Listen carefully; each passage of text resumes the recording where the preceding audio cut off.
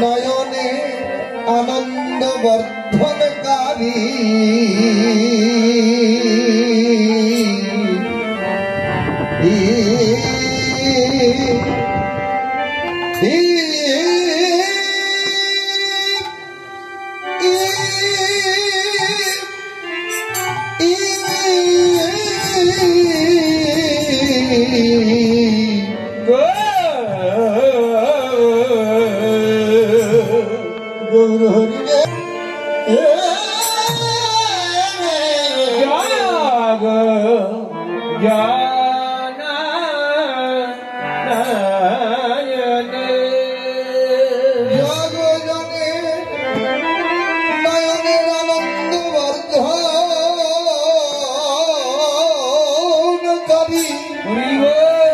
কলির পাপ তাপ মলিনতা হলো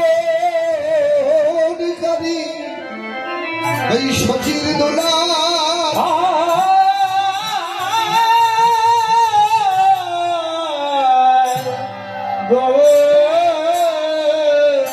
হরি জগ জান নয়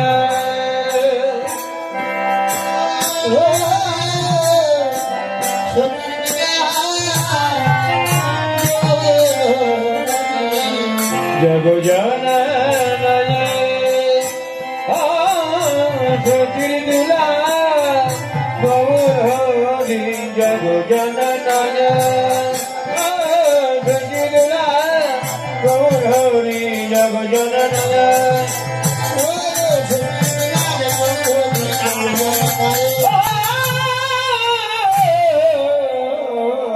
आनंद बारे रे आनंद बारे रे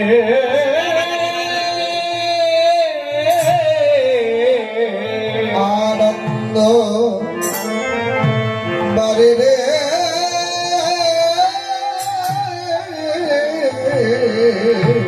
आनंद बारे रे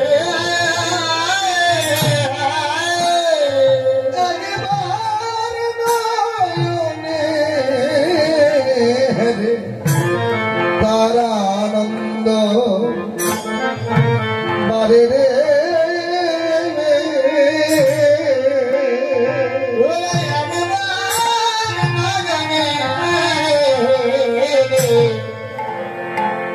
आनंद बारे रे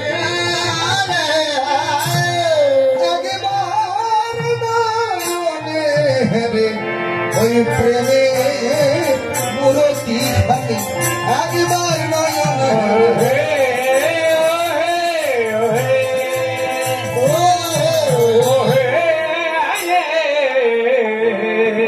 আনন্দ বারে রে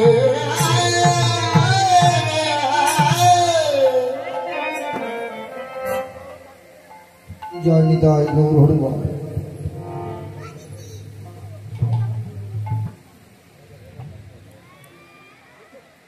সুধী ভক্তবৃন্দ, আমি লীলা স্মরণের পূর্বে দুটো কথা আপনাদের চরণে নিবেদন করতে চাই। প্রায় উত্তরবঙ্গের বেশিরভাগ কীর্তনের জায়গাতেই এই মধ্যাহ্ন লীলা, সূর্য পূজা আর দান লীলাকে নিয়ে বা নৌকা বিহার একটা বিশেষ খটকা সকলের অন্তরে আসে। আমি কথাগুলো এই জন্য বলতে চাই, আমার এই কাকা আসলে আসার সঙ্গে আমাকে বলল, বাবা কীর্তন কি পালা গাইবে? বললাম সূর্য পূজা। তো বললো কেন, গান গাওয়া যায় না? তো দান বা নৌকা বিহার এই অষ্টকালী নিত্য লীলার মধ্যে স্মরণের মধ্যে পড়ে না। এই অষ্টকাল আপনারা আমার চাইতে ভালো জানেন। এই নিত্য লীলা স্মরণ সম্বন্ধে শ্রীল নরোত্তম দাস ঠাকুর তার প্রেম ভক্তি চন্দ্রিকা নামক গ্রন্থে জানিয়েছেন, মহাজনের যেই পথ তাতে হব অনুরত, পূর্বাপর করিয়া বিচার, সাধন শরণ লীলা, ইহাতে না করো হেলা, কায় মনে করিও সুষা। তাহলে এই লীলা স্মরণ হলো জীবের ভজন। এই লীলা স্মরণ এমনি এমনি একটা ইচ্ছা মতো স্মরণ করলে হয় না। এটার একটা বিশুদ্ধ ধারা আছে, নিয়ম আছে। গৌরীয় বৈষ্ণবগণ যেমন রাধাকুণ্ড নিবাসী নিত্যলীলা প্রবিষ্ট শ্রীল অনন্ত দাস বাবাজি মহারাজ বৈষ্ণব কুলতিলক তার গৌর গোবিন্দ লীলামৃত গুটিকা নামক গ্রন্থে এই লীলা স্মরণের সুন্দর তিনি ব্যাখ্যা করে রেখেছেন। আর যারা গুরু কৃপায় এই স্মরণ মার্গে আছেন তারা আমার মতো মূর্খের চাইতে এই স্মরণ সম্পর্কে ভালো জানেন। ভগবানের সমস্ত লীলাকে বৈষ্ণব কবিগণ দুই ভাগে ভাগ করেছে। একটা হলো নৈমিত্তিক লীলা আর একটা হলো নিত্য লীলা। নৈমিত্তিক লীলা হরে কৃষ্ণ মুখোপাধ্যায় তার পরিচয় নামক গ্রন্থে জানিয়েছেন, যে লীলা একদিন সংঘটিত হয়েছে, দ্বিতীয় আর কোনোদিন হয়নি, এগুলো হলো ভগবানের নৈমিত্তিক লীলা।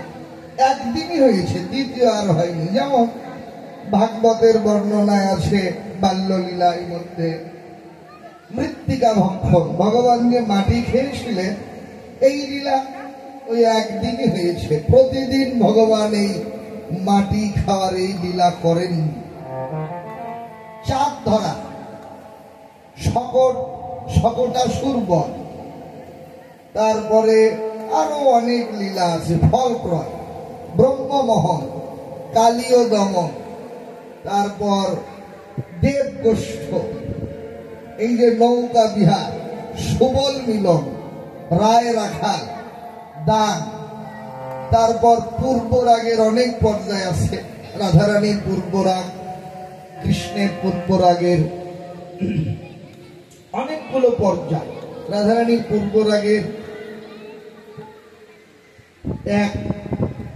কয়েকটা দশা, দশটা দশা, লালসা, উদ্বেগ, জাগরজা, ক্ষীণতাঙ্গ, মোহ, ব্যাধি, উন্মাদনা, এইভাবে মৃত্যু দশা পর্যন্ত 10টা দশা পূর্বরাগে। আবার উজ্জ্বল নীলমণি গ্রন্থের উপগোস্বামীপাদ মান লীলাকে প্রথমত অষ্টনায়িকা, পরে আবার প্রত্যেক নায়িকার 8টি করে ভাগ, 64 প্রকার নায়িকা প্রকরণে শুধু মান লীলা আস্বাদন করেছে। এগুলো একদিনের লীলা, প্রতিদিন হয়নি এই লীলাগুলো, এগুলো নৈমিত্তিক লীলা। আর নিত্যলীলা আজও হচ্ছে, এখনো হচ্ছে। এই নিত্যলীলা স্মরণের মধ্যে মধ্যাহ্ন লীলায় সূর্য পূজা স্মরণ, তার নির্দিষ্ট কারণ। মধ্যাহ্নকালীনে রাধা গোবিন্দের ভোগারতি যে করা হয় আপনারা সকলেই জানেন। যেখানে রাধা গোবিন্দের ভক্তির্তন স্মরণ করতে গিয়ে সকলেই জানেন যে মধ্যাহ্ন সময়ের আয় সূর্য পূজার ছলে আইলেন রাধা কুণ্ডে মহাকৌতূহল। তাহলে এই সূর্য পূজার ছলনায় রাধারানী প্রতিদিন এসে গোবিন্দ সেবা দেন এই মধ্যাহ্ন কালে। এই জন্য নিত্য লীলায় এই মধ্যাহ্ন লীলা স্মরণের উৎকৃষ্ট লীলা বা বৈষ্ণবদের স্বীকৃত লীলা হলো এই সূর্য পূজা। এই জন্য এই নিত্য লীলা স্মরণের মধ্যে এই সূর্য পূজা ব্যতীত অন্য লীলা স্মরণ মধ্যাহ্ন কালের স্মরণের ক্ষেত্রে দেখবেন গৌর গোবিন্দের লীলামৃত গুটিকা খুলে সেখানেও মধ্যাহ্ন লীলায় এই সূর্য পূজার বর্ণনায় করা রয়েছে। এই জন্য লিপ্ত লীলাতে সূর্য পূজায় মধ্যাহ্নকালে স্মরণ চলে। কারণ ভক্তির্তনে কখনোই দান লীলার কোনো কথা বলা হয়নি বা নৌকা বিহারের ছলনা করে বলা হয়নি। রাধা গোবিন্দের ভক্তির্তনে নির্দিষ্ট করে সূর্য পূজার কথাটাই উল্লেখ আছে। যাক, অপরাধ নেন না, এই জন্য সবাই মধ্যাহ্নকালে সূর্য পূজাটাই স্মরণ করে। তো সকলের হয়তো অন্তরে একটু খটকা এগুলো থাকে, তো যদি আমার কথায় অন্তরের এই ভুল ধারণাটা কারো একটু ভাঙে সেটা তো অবশ্যই, কিন্তু এটার একটা নির্দিষ্ট কারণ আমি আমার ছোট্ট জ্ঞানী যতটুকু সম্ভব আপনাদের কাছে বলার চেষ্টা করলাম। এখন আপনারা মহৎজন জ্ঞানী